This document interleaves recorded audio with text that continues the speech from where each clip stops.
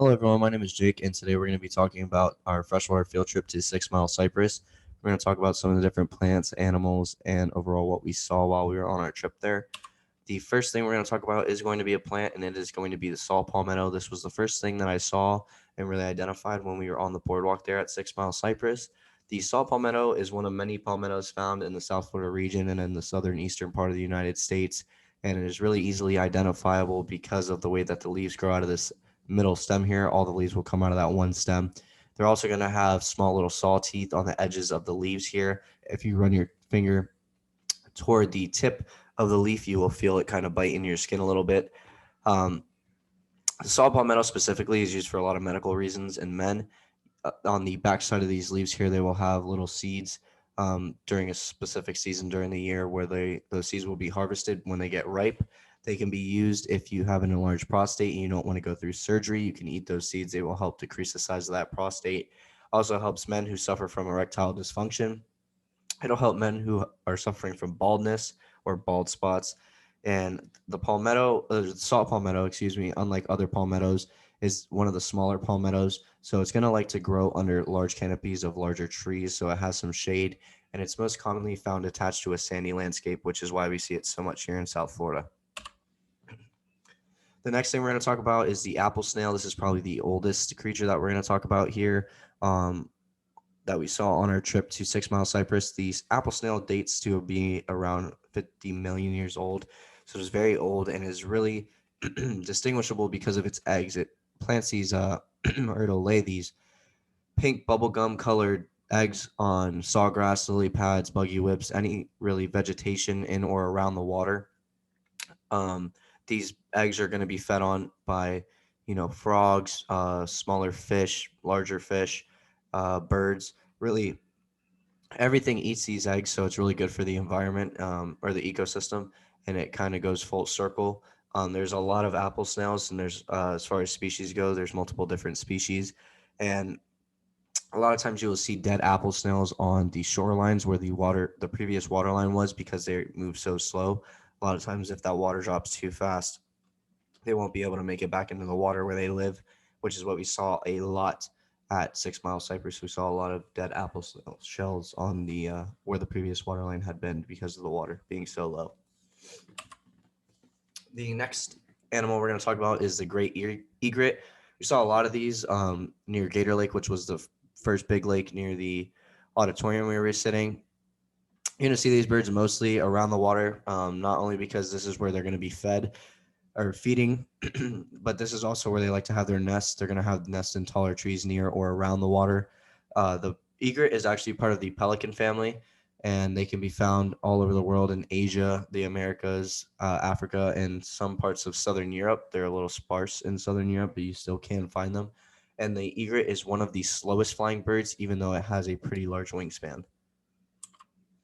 The next animal we're going to talk about is a fish, and it's a largemouth bass. This is one of many fish that we saw on the dock near the auditorium on Gator Lake at 6 Mile Cypress.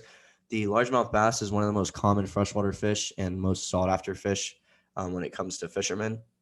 These fish are originally from the United States, Mexico, and Canada, but they've been introduced all over the world, and the world record was actually caught in Japan in 2008, weighing 26 pounds.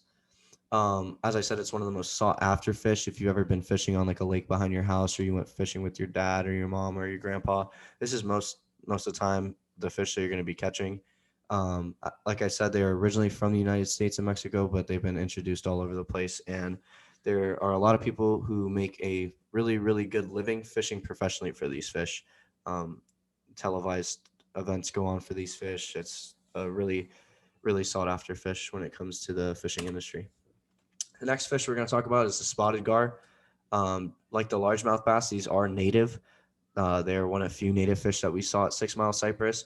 The alligator or the spotted gar is one of the least eaten fish in freshwater due to their high levels of mercury, and they have a high risk of cancer.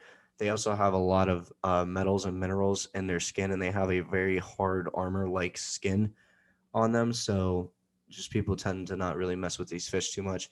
These fish, like the apple snail, are prehistoric fish, and they date all the way back to when dinosaurs roamed the earth. They've been around forever. The gar will have a large set of teeth on the top and the bottom, going all the way from this back crease all the way up to the snout. They have a pretty mean bite if you ever get bit by one. And they also have a really nasty smell if you ever hold one. They have like a reminiscing smell that'll stay on your skin. The next fish we're going to talk about is the Oscar. This is going to be our first invasive fish on the list. This is part of the cichlid family, which is going to be what the other fish that we're going to talk about, the family that they're in, they're also invasive. The Oscar is originally an aquarium fish, so if you ever go to your local PetSmart, you'll see these fish in the fish aisle, or where they sell aquarium fish. Oscars are really aggressive and they are highly invasive. However, people drive from all over the United States to come to Florida to catch these fish because there is no size limit and there is no keep limit on them. You can actually be fined for letting these fish go back into the wild because of how quickly they reproduce and how aggressive they are toward the native fish. Now we're going to talk about another plant. This is going to be the bald cypress, and this is definitely by far the most common tree that we saw at 6 Mile Cypress. There was tons and tons of these. We saw the planted ones that were in a perfect symmetrical line at the very entrance of the boardwalk, and then we saw some more natural ones as we continued on our walk on the boardwalk. Cypress or bald cypress trees are native to the southeastern United States, so we'll see these in Florida, Georgia, Alabama, Louisiana, a lot of like swamp and wetland areas that are involved in freshwater. That's where we're going to see cypress trees. Bald cypress can live for hundreds of thousands of years. The oldest cypress dated today is between 600 to 1,000 years old. These are one of the few trees where the roots can be found exposed out of the land, which we saw a ton of those. Those are called cypress knees. And that's why these trees are unable to grow and really thrive in a symmetrical line because those roots spread out so far away from the tree. Um, the reason that the roots are the way they are is because cypress trees aren't a very deep planting tree. They plant rather shallow. So those roots being spread out act as an anchor for that tree when it comes to hurricanes or high winds or high rains, pushing on them. Cypress trees, like I said, can grow very old. They are one of few trees that instead of growing very wide, they will grow very tall because they chase the sunlight. Once they get tall and they have a good source of sunlight, then they will begin to be wide, and that's how you can distinguish a young cypress between an old cypress is by the width of it, not by the height, unlike other trees. However, cypress trees are often struck by lightning, and that's why not many are very old, and they are also very prone to insects and being killed by insects. The last thing that we're going to talk about here is Spanish moss. Spanish moss is found in lowlands, swamps, or around water. The reason I wanted to put Spanish moss in here, I didn't see much of it at 6 Mile Cypress. I did see some of it though. And Spanish moss, I just from past experience, I know it has a lot of cool uses that a lot of people don't know about, and we still use it a ton today, surprisingly. One really cool thing about Spanish moss is that it feeds itself. It doesn't harm the tree at all, even though you will see it always hanging from a tree. It will never be on the floor. It'll feed itself off of its own supply. It waters itself off of its own supply.